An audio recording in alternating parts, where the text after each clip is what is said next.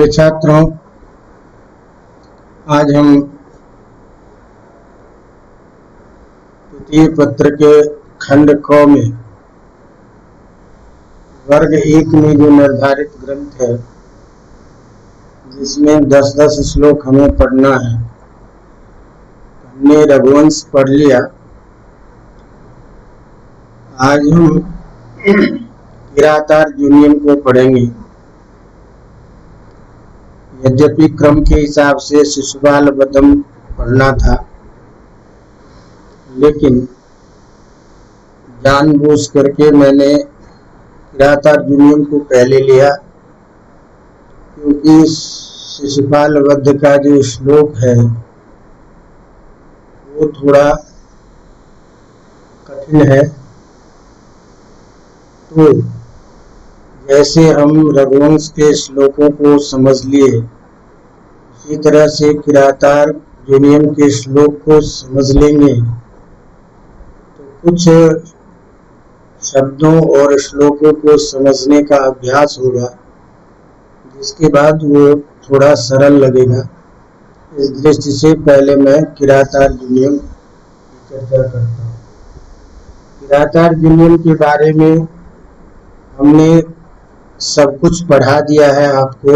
इस कथानक के विषय में, इसके काव्य वैशिष्ट के बारे में, अर्थ गौरव के बारे में हम प्रथम पत्र जब पढ़ा रहे थे, उसमें महाकाव्य का जब लक्षण किया था, उससे पहले जितने भी महाकाव्य हैं उनका सभी का वर्णन हमने किया था। वो सारा का सारा आपको सेकंड पत्र में, द्वितीय पत्र में खंड क में प्रथम जो वर्ग है उसमें भी काम आएगा। तो इसीलिए केवल आपको स्मरण में आ जाए, श्लोक समझने में आसानी रहे, इसीलिए अत्यंत संक्षेप में आपको इसके कथानक के बारे में कुछ बता देता हूँ, ताकि जब आप श्लोक पढ़ेंगे तो प्रस्तावना के रूप में ये समझे होने से श्लोक अच्छी तरह से समझ में आ जाए। जैसा कि हम जानते हैं कि भारवी जो है उनका एकमात्र काव्य है किरातार्जुनीयम, और उस किरातार्जुनीयम काव्य के आधार पर ही वो श्रेष्ठ महाकवियों में गिने जाते हैं। एकमात्र काव्य से महाकवि के पदवी को प्राप्त करना उनके काव्य की गौरव के साथ साथ उनकी विद्वता के बारे में भी द्योतित करता है। तो यह जो किरातार्जुनीयम महाकाव्य है,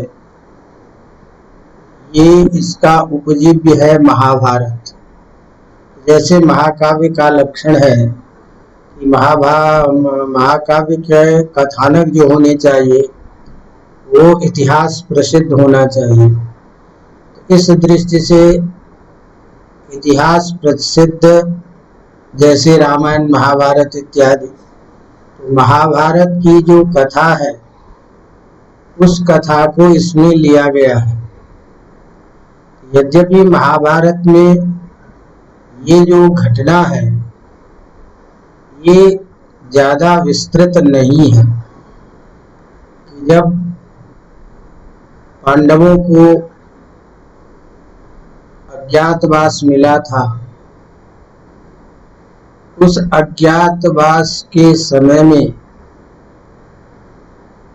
जो पांडव लोग वन में रह रहे थे, लेकिन दुर्योधन और युधिष्ठिर को, महाराज युधिष्ठिर को वन में रहते हुए भी दुर्योधन क्या कर रहा है, अपने राज्य में प्रजा के साथ कैसा बर्ताव कर रहा है, उसकी क्या स्थिति है,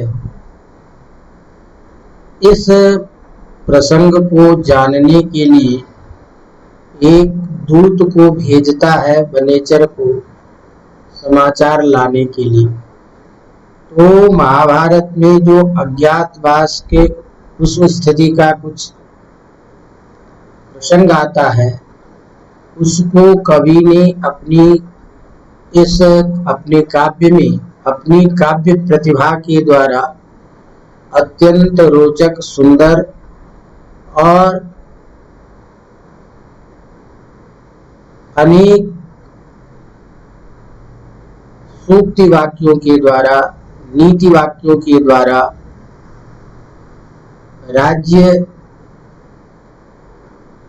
राजा के कर्तव्य, प्रजा के प्रति उसका दायित्व, धर्मनीति, अर्थनीति, इन सारे विषयों पर इस काव्य में अपने अपने सूक्ति वाक्यों के द्वारा उस सभी सिद्धांतों को बताया। तो छोटा सा अंश होने पर भी काव्य की अलौकिक प्रतिभा और उस कथानक का सुंदर वर्णन करने के कारण यह अत्यंत सुंदर, अर्थ गंभीरता से युक्त, सहृदयों के लिए, विद्वानों के लिए यह काव्य अत्यंत श्रेष्ठ माना जाता है। इस काव्य में 18 सर्ग है,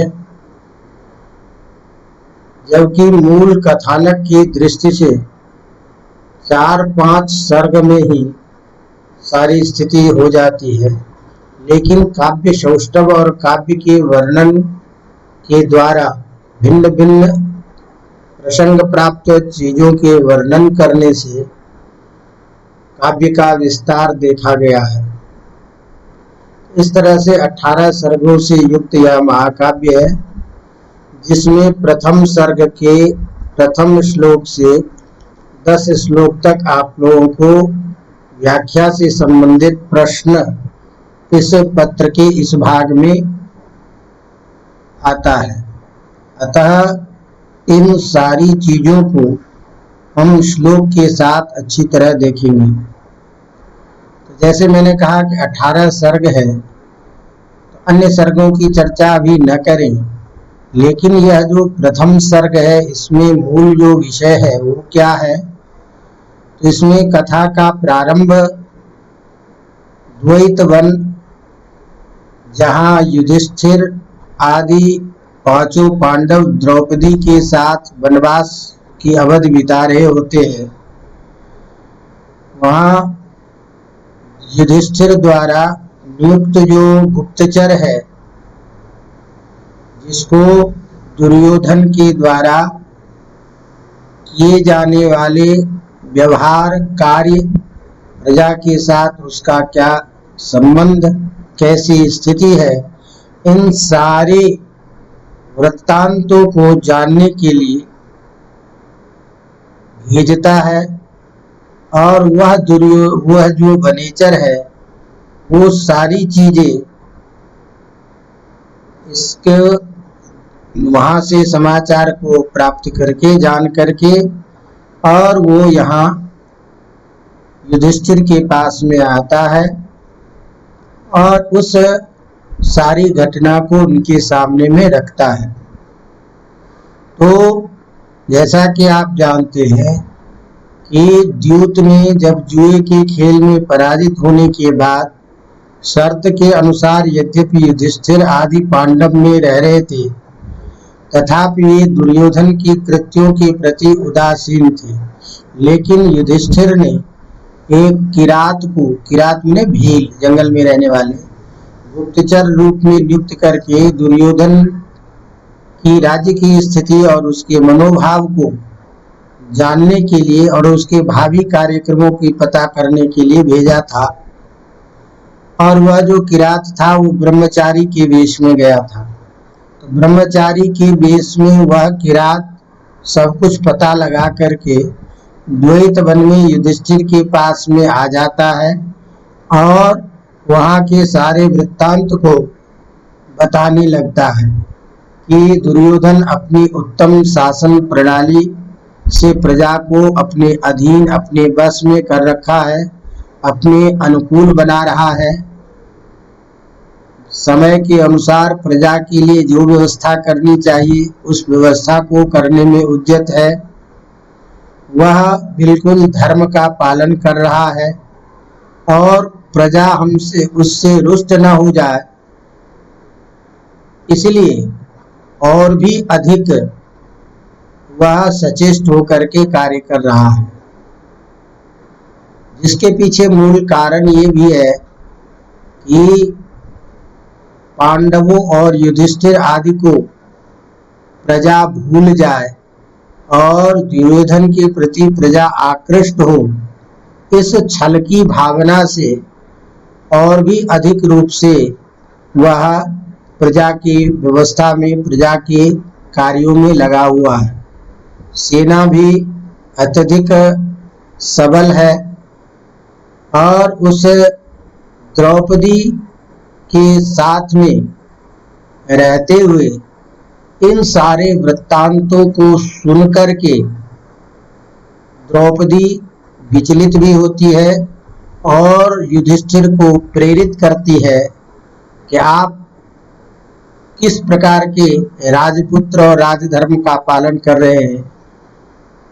तो इस तरह से इस सर्ग में युधिष्ठिर को प्रेरित करती है अपनी राज्य प्राप्ति के लिए प्रयास करने का। तो यहाँ तक का जो कथानक है वो इस सर्ग में, प्रथम सर्ग में वर्णित है। अपने को तो चूंकि 10 श्लोक ही पढ़ना है, तो 10 श्लोक के माध्यम से जो कुछ प्रश्न बनता है उस प्रश्न को भी श्लोक के माध्यम से ही हमको दृष्टि में रख करके ध्यान रखना है और उसको देखना है। तो ये सारे प्रसंग आते जाएंगे, इसलिए इसकी व्याख्या ज्यादा अभी न करके हम सीधे श्लोक की बात करें। तो रघुवंश का जो प्रथम श्लोक है वहां से इस ग्रंथ को देखें और उसी से कथानक और उसके विषय वस्तु को समझते हैं। तो जैसा कि आप सभी जानते हो कि मंगलाचरण से ही ग्रंथ का प्रारंभ होता है और मंगलाचरण कई प्रकार के होते हैं। तो तीनों प्रकार के मंगलाचरण जो हमने आपको पहले बताए थे, एक नमस्कारात्मक, आशीर्वादात्मक और वस्तु निर्देशात्मक। तो जिस मंगलाचरण में प्रतिपाद्य विषय का भी निर्देश होता है, जो कथानक हम कहने जा रहे हैं उसका बोध यदि वहां हो जाता है तो वो वस्तु निर्देशात्मक मंगल होता है। तो इस किरातार्जुनीयम का प्रारंभ मंगलाचरण से कर रहे हैं और जिसमें विषय का भी सीधा संबंध है, विषय का ही प्रतिपादन से प्रारंभ करते हैं और मंगलवाचक शब्द से करते हैं। वह पहला श्लोक है। तो जैसे कि हमने रघुवंश में इसको पढ़ा उसी तरह से इसको पढ़ते हुए अभ्यास कीजिएगा शब्द का प्रयोग करने का। पहला श्लोक है, श्रियः कुरूणामधिपस्य पालनीं प्रजा सुवृत्तिं यमयुंक्तवेदितुं सवर्णलिंगी विदितः समाययौ युधिष्ठिरं द्वैतवने वनेचरः। क्या श्लोक है? श्लोक को छंद के आधार पर पढ़ना चाहिए। तो छंद वंशस्थ छंद है जिसकी हम चर्चा बाद में करेंगे, लेकिन श्लोक के शब्द का उच्चारण आपको ध्यान रखना है। क्या है हमारा श्लोक? श्रियः कुरूणामधिपस्य पालनीं प्रजा सुवृत्तिं यमयुंक्तवेदितुं सवर्णलिंगी विदितः समाययौ युधिष्ठिरं द्वैतवने वनेचरः।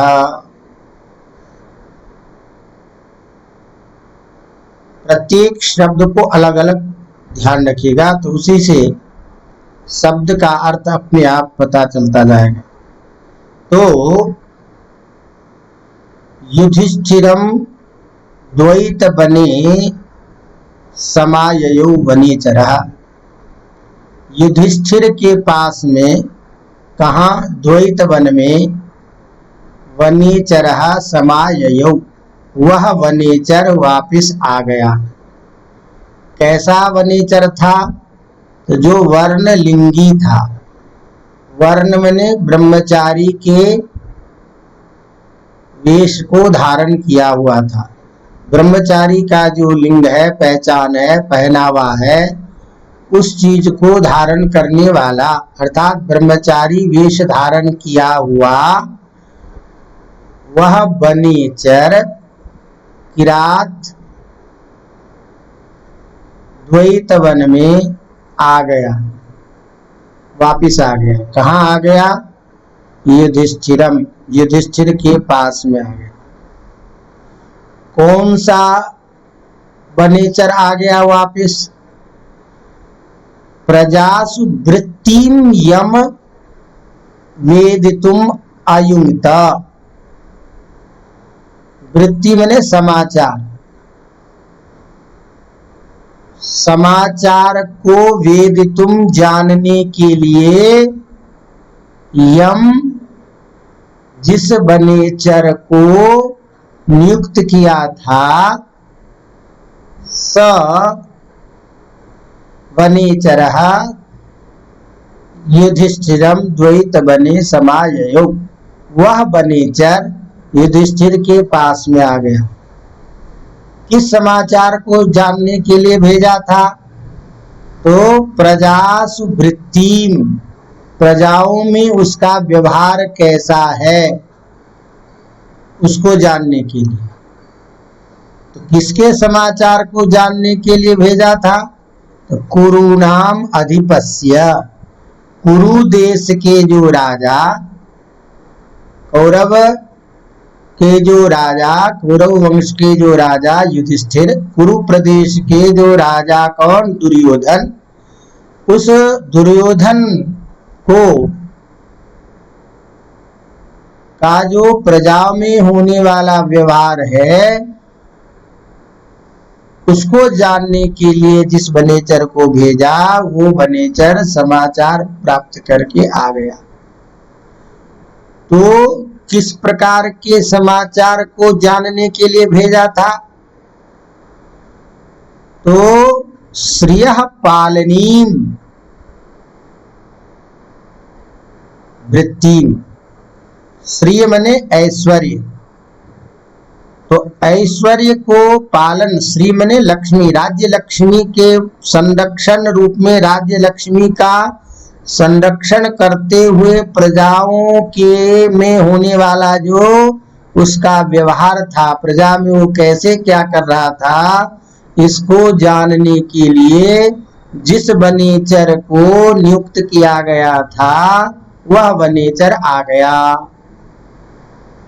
ये शब्द क्या? अब हम इसको अन्वय के आधार पर यदि देखेंगे तो प्रत्येक श्लोक के अन्वय शब्द के आधार पर, ताकि वाक्य का अर्थ पूरा हो जाए।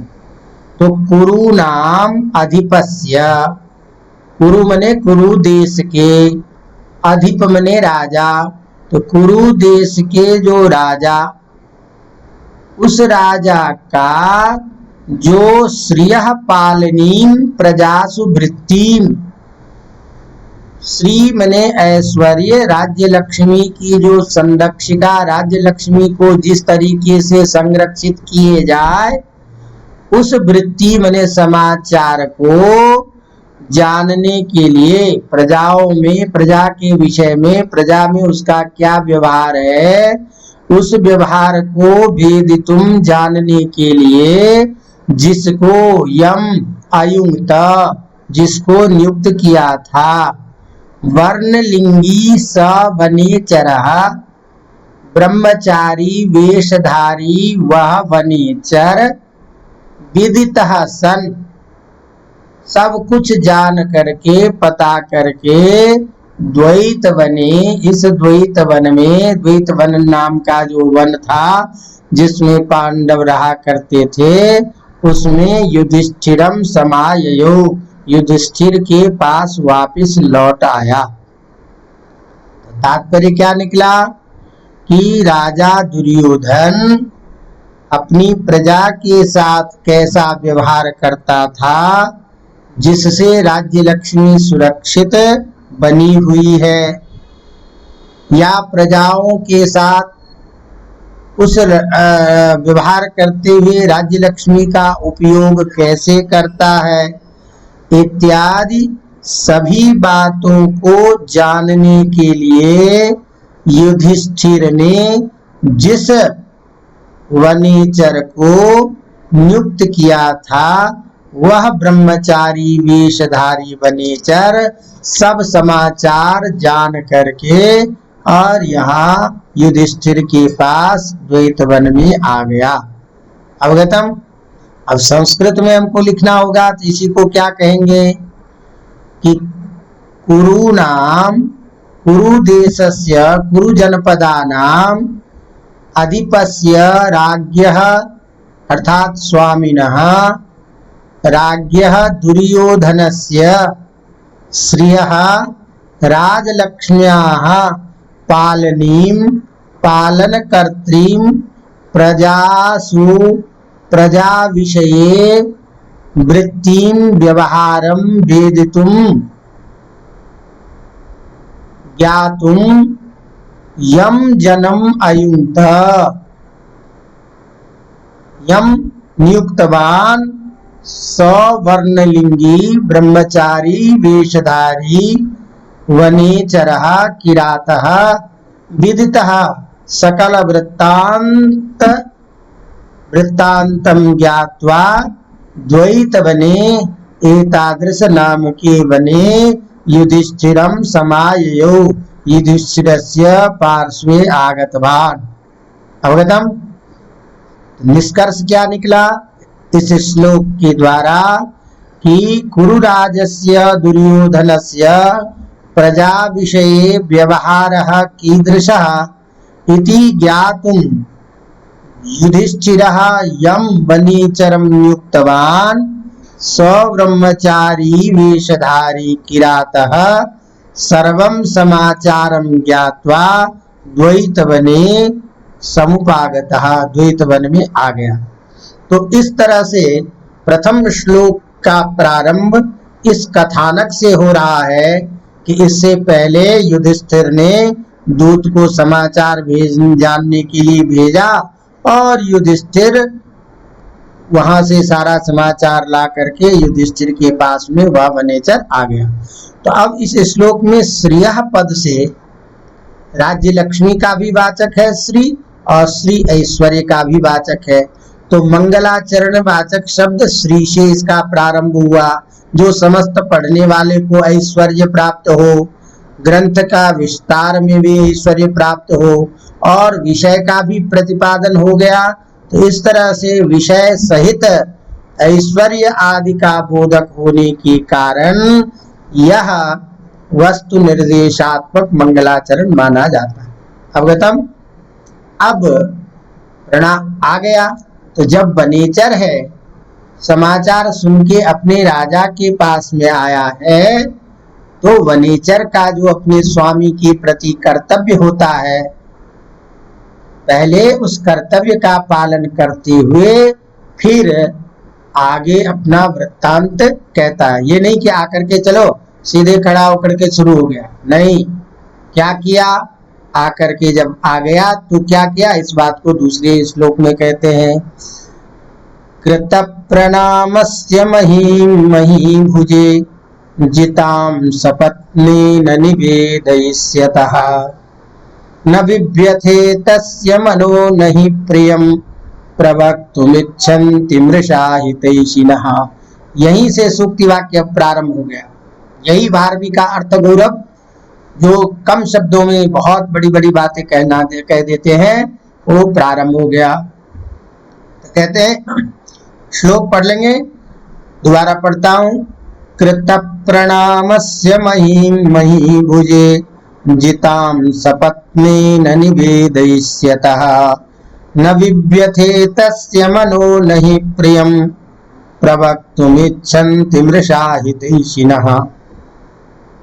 कहते हैं वो वनेचर जब पास में आया तो क्या किया, पहले प्रणाम किया, स्वामी है तो प्रणाम किया। तो अब ये वनेचर का विशेषण देते हुए कहते हैं कि वह वनेचर कैसे किया, कृत प्रणामस्य, कृत मने कर लिया है, प्रणाम जिसने, अर्थात पहले आकर के प्रणाम किया, ऐसा प्रणाम कर लेने वाला, आते ही सबसे पहले प्रणाम कर लेने वाला। इसको हम सामान्य शब्दों में इसको इस तरह से कहेंगे कि वह आकर के सबसे पहले प्रणाम किया। तो प्रणाम किसने किया? वनेचर ने। तो प्रणाम करने वाला कौन है? वनेचर। तो प्रणाम करना ये है वनेचर का विशेषण। तो उसी को श्लोक के रूप में दे रहे हैं, कृत प्रणामस्य। कृत कृत मने कर लिया है, प्रणाम जिसने, ऐसा वह, उसके, क्या कहते हैं? सपत्नेन जिताम। सपत्न कहते हैं शत्रु को, सपत्न शब्द शत्रु का वाचक है। तो सपत्नेन माने शत्रुओं के द्वारा जो जिताम जीत ली गई है, तो प्रणाम कर लिया है जिसने, ऐसा वह वनेचर क्या किया? अब राजा के लिए कह रहे हैं कि शत्रुओं के द्वारा जीत लिया है जिसने। किसको जीत लिया है? महीम, पृथ्वी को। तो जिसके शत्रुओं के द्वारा संपूर्ण पृथ्वी को जीत लिया गया है। तो किसके शत्रु के द्वारा जीत लिया गया? युधिष्ठिर के शत्रु के द्वारा। युधिष्ठिर का शत्रु कौन? दुर्योधन। तो ऐसा महीभुज युधिष्ठिर, राजा युधिष्ठिर। युधिष्ठिर कैसे हैं अभी? जिनके समस्त राज्य को शत्रुओं ने जीत लिया। तो शत्रु ने जिसके समस्त राज्य को जीत लिया, ऐसे महीभुजे राजा युधिष्ठिर के लिए निवेदयिष्यतः, निवेदन करते हुए का। तो कौन निवेदन कर रहा है? कर लिया है प्रणाम जिसने, ये भी वनेचर का विशेषण है। निवेदयिष्यतः कहता हुआ, ये भी वनेचर का विशेषण है। ऐसे वनेचर का मनः न बिभ्यते, समाचार बताने में उनके मन में जरा सा भी कोई कष्ट नहीं हुआ, नहीं दुखी नहीं हुआ, संकोच नहीं हुआ। समझ में आने बात की नहीं? तो जो कुछ भी जैसा देखा था वो बताने में जरा सी भी हिचकिचाहट नहीं हुई, जरा सी भी संकोच नहीं हुआ। क्यों? क्योंकि राजा को यदि कोई अप्रिय बात कह देंगे कि आपके बारे में वो गाली दे रहा था, ये दे रहा था, तो कहीं राजा दुष्ट ना हो जाए। तो इस तरह से डर के मारे सेवक अपने राजा को अच्छी बातें, हित की बातें यदि नहीं कहता है तो वो सेवक का धर्म नहीं है। इसीलिए सेवक को चाहिए कि यथार्थ जो प्रजा में जो परिस्थिति है उस सब का यथावत वर्णन करे, यदि वह अपने राजा का हितैषी होता है। इसीलिए कह रहे हैं कि तस्य कृत प्रणामस्य निवेदयिष्यतः तस्य वनेचरस्य, प्रणाम कर लिया है जिसने, ऐसे उस वनेचर का अपने युधिष्ठिर के लिए। कैसे युधिष्ठिर के लिए? जिन युधिष्ठिर के राज्य को शत्रुओं के द्वारा जीत लिया है, उस युधिष्ठिर के लिए सारी बातें बताते हुए तस्य मनः न बिभ्यते, उसका मन तनिक भी दुखी नहीं हुआ कि मैं ऐसी बातें कैसे बताऊं कि वो किस तरीके से कार्य कर रहा है, यहाँ शत्रु के कार्य की प्रशंसा हो। क्यों नहीं मन दुखा? तो यहीं से सूक्ति वाक्य प्रारंभ हो जाता है। नहीं प्रियम प्रवक्तुम इच्छन्ति मृषा हितैषिनः। जो अच्छे हितैषी हुआ करते हैं वो झूठी प्रिय बातें ही अपने स्वामी से, अपने लोगों से नहीं किया करते। अच्छा दोस्त भी वही है, यदि वो दोस्त का कोई काम गलत है उसे सही बातें बतानी चाहिए कि ये आपके अनुकूल नहीं है। केवल झूठी प्रशंसा ही मुंह पे करने वाला जो व्यक्ति होगा वो अच्छा हितैषी नहीं होता है।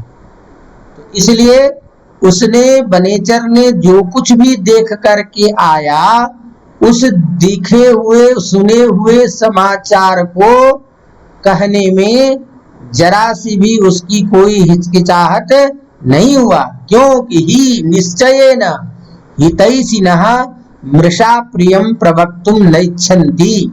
जो हितैषी व्यक्ति होते हैं, हित चाहने वाले व्यक्ति होते हैं, किसी का हित चाहने में हमेशा तत्पर रहते हैं, ऐसे हितैषी व्यक्ति कभी किसी को झूठा प्रिय आश्वासन, झूठी प्रिय बातें नहीं किया करते, यथार्थ का विवेचन उसके सामने में करते।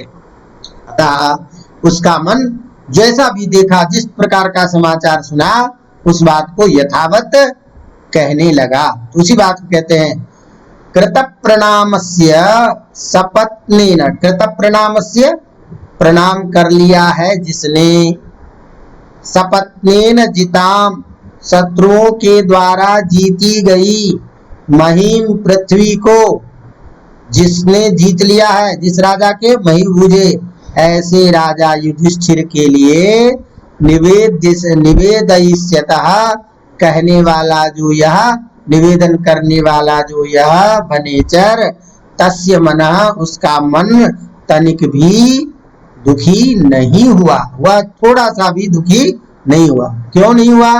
ही क्योंकि हितैषिनः, हित चाहने वाले जो लोग होते हैं वो मिथ्या, झूठे प्रिय वचन प्रवक्तुम, कहने के लिए, न इच्छन्ति, प्रिय बात कहना नहीं चाहते हैं, झूठी प्रिय बात।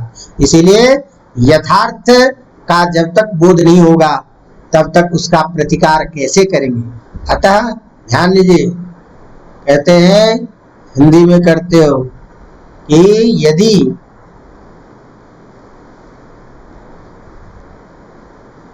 राजा, वो सेवक, वैद्य और गुरु, यदि तीनों प्रिय बोले भय आस, राज धर्म तन तीन कर होई बेगई नाश। ये यदि डर के मारे केवल मीठी ही बात करें, डॉक्टर जो है रोगी को कोई कड़वी दवा लिख देंगे तो कहीं रोगी नाराज ना हो जाए, इसीलिए इसको मीठी ही दवा दो, ऐसे सोच करके केवल मीठी ही दवा दे दे जो उपयोगी ना हो रोग के लिए, तो उस रोगी का मृत्यु निश्चित है। गुरु छात्र को इस बात से न कुछ कहे कि ये कुछ कहने दे, उसे डांटे नहीं, तो वो छात्र बिल्कुल ही समाप्त हो जाएगा। उस छात्र को भी जो अभ्युदय होना चाहिए वो नहीं हो पाएगा। इसी तरह से जो मंत्री है, जो राजा का सेवक होता है, जो राजा को समाचार देने वाला होता है, जो राजा को, जिसके समाचार या जिसके मंत्रिमंडल के विचार के अनुरूप राजा कार्य करता है, वो मंत्रिमंडल यदि प्रजा में जो होने वाली घटना है उसको यदि ढंग से नहीं बताता है तो उस राज्य का भी नष्ट हो जाता है। इसीलिए कहते हैं कि इस बनेचर का मन जरा सा भी दुखी नहीं हुआ। तो तात्पर्य क्या निकला इस तरह से कि इस द्वितीय श्लोक में बनेचर ने जो कुछ भी यथार्थ दुर्योधन के व्यवहार को देखा, प्रजा में उसका जैसा भी व्यवहार था, उन सारी बातों को युधिष्ठिर के सामने में बिना डरे, बिना हिचकिचाए, बिना संकोच किए कहना प्रारंभ किया, कहा। क्यों? क्योंकि हितैषी लोग जो होते हैं वो झूठी प्रशंसा नहीं किया करते, यथार्थ का बोध कराते हैं। इस भावना से युधिष्ठिर को संपूर्ण वृत्तांत जैसा देखा, जिस प्रकार से सुना, वो सारी बातों को यथावत कहने लगा। एतेन विनयशीलस्य तस्य स्वामी हितैषिणः, यह जो विनयशील स्वामी का हितैषी जो वनेचर था, तस्य वनेचरस्य दुर्योधन वैभव विषयकम, दुर्योधन का जो वैभव था, दुर्योधन का जो कार्य था, अप्रियम अपि वचनम, जो युधिष्ठिर के लिए प्रिय नहीं था, ये ऐसा विकसित हो गया, ऐसा काम कर रहा है, उससे राजा को कष्ट हो सकता था। लेकिन अप्रियम अपि वचनम कथिष्यतः, अप्रिय वचन कहता हुआ भी तस्य मनः न विप्यते, उसका मन कभी दुखी नहीं हुआ। अवगतम? इस तरह से जहाँ एक कथन को दूसरे कथन के लिए कहा जाता है वह अर्थांतर अन्यास अलंकार होता है।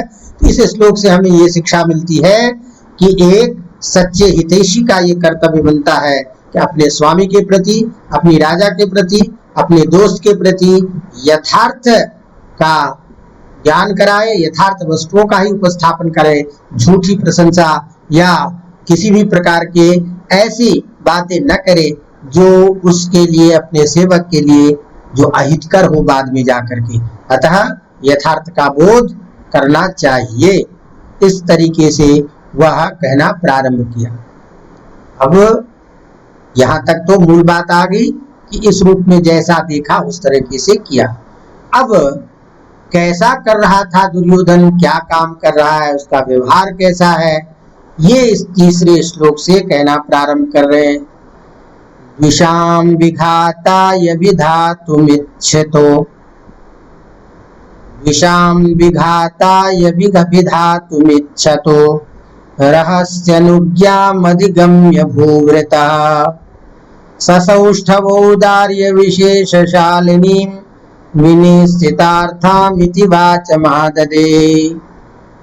अब उस बात को कहना प्रारंभ कर रहे हैं। कैसे? तो किस तरीके से कह रहे हैं उस बात को रहे। विषाम विघाताय विधातुमिच्छतो, रहस्यनुज्ञामधिगम्य भूवृतः, स सौष्ठवौदार्य विशेषशालिनीं विनिश्चितार्थामिति वाचमाददे। वह कौन? वनेचर। रहसी माने एकांत में, रहसी एकांत में, विषाम शत्रुओं को, विघाताय नाश करने के लिए, विधातुम करने योग्य जो प्रयास है, उस प्रयास के इच्छतः इच्छा रखने वाले, उस भूभृतः जो राजा युधिष्ठिर, उसकी अनुज्ञाम, उसकी अनुज्ञा को अधिगम्य पा करके राजा ने कहा कि ठीक है, तुम वहां का समाचार सुनाओ। इस तरह से राजा युधिष्ठिर की आज्ञा पा करके। कैसे राजा युधिष्ठिर की आज्ञा पा करके? तो जो राजा शत्रुओं के नष्ट करने की इच्छा रखते हैं, अर्थात जो चाहते हैं कि हमारा शत्रु कैसे खत्म हो, इस तरह की इच्छा रखने वाला जो युधिष्ठिर, राजा युधिष्ठिर, उन युधिष्ठिर की आज्ञा को, इशारे को प्राप्त करके वह जो किरात वेशधारी जो वनेचर था, क्या किया? सौष्ठवौदार्य विशेषशालिनी, सौष्ठव अत्यंत सुंदरता से युक्त, शालीनता से युक्त, उदारता से युक्त, वाणी की जो स्वरूप होने चाहिए, अत्यंत कोमल, यथार्थ और सभी अर्थपूर्ण दृष्टि से युक्त वाणी को सभी विशेषताओं से युक्त, सुंदर, उदारता युक्त, विशेष बुद्धि के द्वारा सुशोभित किए हुए उस वाणी को कैसे, तो विनिश्चितार्थम, जिसको अच्छी तरह से युक्ति पूर्वक निश्चय अर्थ को जो देता है, जिससे सीधी बात का पता चले, ऐसे कही जाने वाली बात को, वाणी को आददे, स्वीकार किया, अर्थात उस वाणी को बोलना प्रारंभ किया। तो यहाँ से वनेचर के द्वारा राजा युधिष्ठिर की आज्ञा प्राप्त करके वह अत्यंत विनम्रता पूर्वक सुंदर शब्दों में, मधुर वाणी में, विशेष अर्थों से युक्त वाणी में कहना प्रारंभ किया। तो यहाँ जो विशेषण है, कैसा विशेषण, तो विघाताय दुषाम विघाताय विधातुमिच्छतः, ये युधिष्ठिर का विशेषण है। रहस्य मैंने एकांत में, जब वो वनेचर आया तो केवल युधिष्ठिर है, उस युधिष्ठिर को एकांत में जो युधिष्ठिर दुषाम विघाताय विधातुमिच्छतः, शत्रुओं का नाश कैसे किया जाए इसकी इच्छा रखने वाले हैं, ऐसे उस राजा के अनुज्ञाम आदेश को प्राप्त करके, उनके इशारे को प्राप्त करके सौष्ठवोदार्य विशेषशालिनीं विनिश्चितार्थाम वाचम आददे, अत्यंत सौष्ठव सुंदरता से युक्त निश्चित अर्थ को देने वाली वाणी बोलना प्रारंभ किया।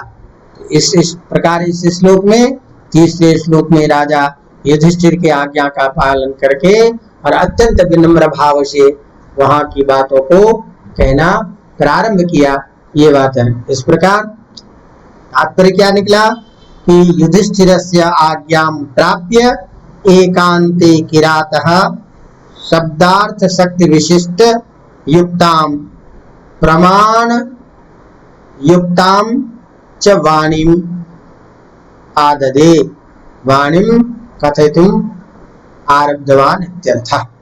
अवगतम। अब कहते हैं अगले, क्रिया सुयुक्तैर्नृपचार चक्षुषो न वंचनीया प्रभवोनुजीववी, अतोर्हसि क्षन्तुमसाधु साधु वा हितं मनोहारि च दुर्लभं वचः। यह भी अत्यंत सदुपदेशात्मक सूक्ति वाक्य। कहते हैं क्रियास युक्तैर नृपचारु चक्षुषा, पहले सारी बातें कहते हुए उस किरात जो वनेचर है उसकी बुद्धिमत्ता, उसकी जो व्यवहार है, उस व्यवहार को प्रकट करते हुए और उसी के साथ संदेश देते हुए भारवी कहते हैं, क्रियास युक्तैर नृपचार चक्षुषः न वंचनीया प्रभवोनुजीववी, अतोर्हसि क्षन्तमसाधु साधु वा हितं मनोहारि च दुर्लभं वचः। कहते राजा की जो आंखें होती है, राजा स्वयं तो प्रजा में घूम घूम करके नहीं देखता कि कहाँ क्या हो रहा है क्या नहीं हो रहा है। राजा की आंखें होती है उनकी मंत्री, उनके गुप्तचर। तो कामों में लगे हुए जो गुप्तचर होते हैं, जिनको जो कार्य प्रजाओं को में क्या स्थिति हो रही है इसको जानने के लिए जिसको लगाया जाता है, ऐसे गुप्तचर ही राजा की आंख होते हैं। राजा उन्हीं की आंखों से देखता है, राजा स्वयं नहीं देखता है। मंत्रिमंडल के द्वारा, मंत्रियों के द्वारा जो राजा को बताया जाता है, इतने जो मंत्रिमंडल हुआ करते हैं, अलग अलग विभाग होते हैं, वो क्यों होते हैं? इसलिए कि समस्त कार्य को संपादन करने वाला अलग अलग व्यक्ति रहता है, तत्त चीजों को देखता है। तो प्रजा में भी कहाँ क्या आवश्यकता है क्या नहीं है तत्त विभाग के मंत्री देखते हैं, और वही मंत्री जो राजा को रिपोर्ट करता है प्रधानमंत्री को, उसके अनुसार ही प्रजा की समाचारों को राजा जान पाते हैं। तो राजा की आंखें कौन है? उनके गुप्तचर ही हुआ करते हैं, उनके सदस्य मंत्रिमंडल के सदस्य होते हैं, उनके अमात्य ही होते हैं। तो क्रियासु युक्त ही, किसी भी क्रियाओं में कामों में लगे हुए जो लोग होते हैं वही उनके द्वारा न वंचनीयाः प्रभवः, जो राजा लोग हैं वो कभी ठगे नहीं जाने चाहिए, उनको कभी गलत सूचना नहीं देनी चाहिए। इसके अनुजीव भी, जो राजा के अनुजीवी हुआ करते हैं, जो उनके सेवक होते हैं, जो उनके अधीन विभाग को कार्य को प्रजाओं में समस्त बात को देखते हैं। क्यों? राजा कैसे है? प्रभवः स्वामी, राजा कैसे है? राजा का विशेषण दे रहा है, नृप चार चक्षुषः, चार चक्षु होते हैं।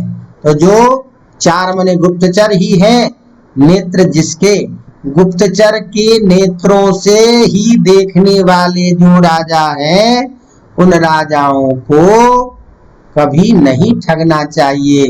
अर्थात उन गुप्तचरों के द्वारा, उन मंत्रियों के द्वारा, उन सेवकों के द्वारा राजा कभी नहीं ठगे जाने चाहिए। इसी को कर्तृवाच्य में बोलेंगे तो ऐसे लोगों को अपने राजा को धोखा नहीं देना चाहिए, उनको गलत बातें नहीं कहनी चाहिए। इसीलिए वनेचर इस बात को कह रहा है कि जो अनुजीवी होता है, सेवक होता है, उनको कभी भी अपने राजा को ठगना नहीं चाहिए, राजा को असत्य नहीं बताना चाहिए। इसीलिए हो सकता है कि मैं आपको जो कुछ बात बताऊं वो आपको ठीक लगे नहीं लगे, क्या आपके लिए उपयुक्त है या नहीं है, ये निर्णय करना हमारा काम नहीं है। ये आप स्वामी हैं, मैंने जो देखा वो यथार्थ आपके सामने रखा। अतो अर्हसि क्षन्तुं साधु असाधु वा, अब वो गलत है या सही है, वो जो भी हो, मैं क्षमा के पात्र हूं, आप मुझे क्षमा करेंगे। क्यों? हितम मनोहारि च दुर्लभम वचः, क्योंकि ऐसी वाणी बहुत दुर्लभ हुआ करती है, जो मधुर भी हो और हितकर भी हो।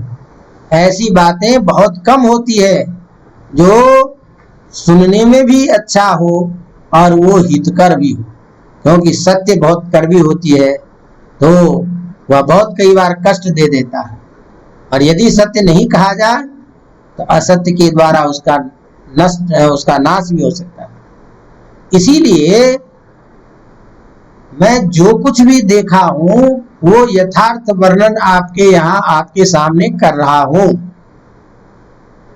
तो साधु है या असाधु है, जो कुछ भी ऐसी बातें हो जाए, चाहे कठोर बातें हो, अप्रिय बातें हो, उन समस्त बातों के लिए आप हमें क्षमा करेंगे। हमने जो देखा, जो बातें थी, उन सारी चीजों को आपके सामने रख रहा हूं। इस तात्पर्य से कह रहे हैं अतोर्हसि क्षन्तुम असाधु साधु वा, चाहे वो साधु हो असाधु हो, मैं क्षमा के योग्य हूँ। क्यों? हितम मनोहारि च दुर्लभम वचः, ऐसी वाणी बहुत कम हुआ करती है जो हितकर भी हो और प्रिय भी हो। इसी बात को कह रहे हैं कि क्रियासु युक्त ही, क्रियाओं में नियुक्त किए हुए अनुजीव भी सेवकों के द्वारा चार चक्षुषः प्रभवः, जिनके नेत्र सेवक ही हुआ करते हैं, ऐसे राजा लोग न वंचनीय, ठगे नहीं जाने चाहिए। अतः साधु असाधु वा, साधु है या असाधु है, क्षन्तुम अर्हसि, मैं क्षमा के योग्य हूं, आप हमें क्षमा करेंगे। क्यों? हितम मनोहारी च दुर्लभम वचः, क्योंकि हितकर भी बात हो और अच्छी भी हो, ऐसी बातें बहुत दुर्लभ हुआ करती हैं। अवगतम। इस तरह से इस श्लोक का तात्पर्य क्या निकला? यतः, क्योंकि परिणाम हितकारी प्रियम वचः, जो जिसका परिणाम अच्छा हो और हितकारी हो, प्रिय भी हो, ऐसी जो वाणी है, ऐसी बातें बहुत कम हुआ करती हैं। अतः प्रियम वा अप्रियम वा, चाहे प्रिय हो या अप्रिय हो, आपको जो मैं कह रहा हूं, भवता क्षंतव्यम, आप हमें क्षमा करेंगे। क्यों कि निग्रहानुग्रह सामर्थ्यवंत राजानाः भृते न प्रतारणीया भवन्ति। इसीलिए निग्रह, रोकना, नहीं रोकना, सही चीजों के अनुसार काम करना, नहीं करना, उस पर निर्णय लेना राजाओं का काम है। अतः अप्रियमपि चेत हितवान, यदि अप्रिय भी कोई बात हो, यदि हितकर हो, तो आप उसे स्वीकार करेंगे, आप उसे अहित मान करके हमें किसी प्रकार से दंड नहीं देंगे, जैसा भी हमने देखा उस तरह से। इस प्रकार इस श्लोक में वनेचर के द्वारा न्यायप्रियता, यथार्थ राजा के प्रति भक्ति और यथार्थ सत्य भाषण के प्रति, मधुर वाचन के प्रति जो एक दृढ़ भाव है, उसको दिखाया गया है। अवगतम। चलिए इसी तरह से इसी बात में चलिए एक श्लोक और पढ़ा देते हैं, रहने देते हैं, ताकि आगे की चर्चा करेंगे। तो इस तरह से आप लोग इस श्लोक को समझते हुए और फिर जैसी भी स्थिति बनती है उसको देखिए, धीरे धीरे आगे इस तरह करते चलेंगे। शेष कल के पाठ में देखते हैं, तो कल हो सकता है आगे के पाठ में आप लोग इसको शेयर करते चलिए, पढ़ते। लेकिन बाकी शेयर करें नहीं करें ये कोई बात नहीं, लेकिन आप लोग जो भी जुड़े हुए हैं वो निश्चित रूप से थोड़ी गंभीरता से तैयारी करें, समय नजदीक आने जा वाला है।